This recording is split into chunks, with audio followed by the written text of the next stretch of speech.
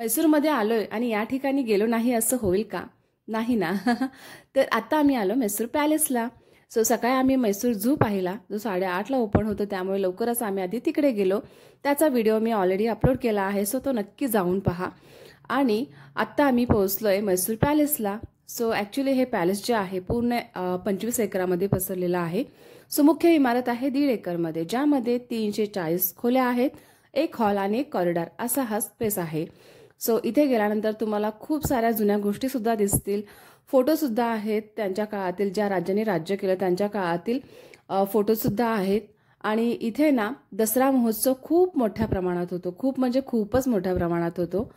आणि इथे आपल्याला बघू शकता तुम्ही दरवाजावरती जे नक्षीकाम वगैरे केलेलं आहे, खरंच खूप सुंदर आहे.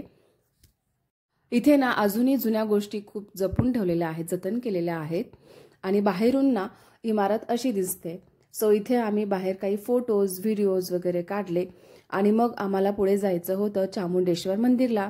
चामुंडेश्वर मंदिरला गेल्यानंतर तिथे पाहिलं तर खूपच गर्दी होती, प्रचंड गर्दी होती. आणि शार्वीला ॲक्च्युली आता दुपार झाली होती, सो ती जरासं रडत होती, त्यामुळे पटकन दर्शन घेतलो आणि मग आम्ही पुढच्या लोकेशनसाठी निघालो. तर आम्ही कुठे जातो हे तुम्हाला नेक्स्ट व्लॉगमध्ये मी तुम्हाला नक्की सांगेन. तर व्हिडिओ आवडला तर नक्की लाईक करा आणि कमेंट करून सांगा की तुम्हाला व्हिडिओ कसा वाटला. तर भेटूया नेक्स्ट व्हिडिओमध्ये. तोपर्यंत बाय बाय.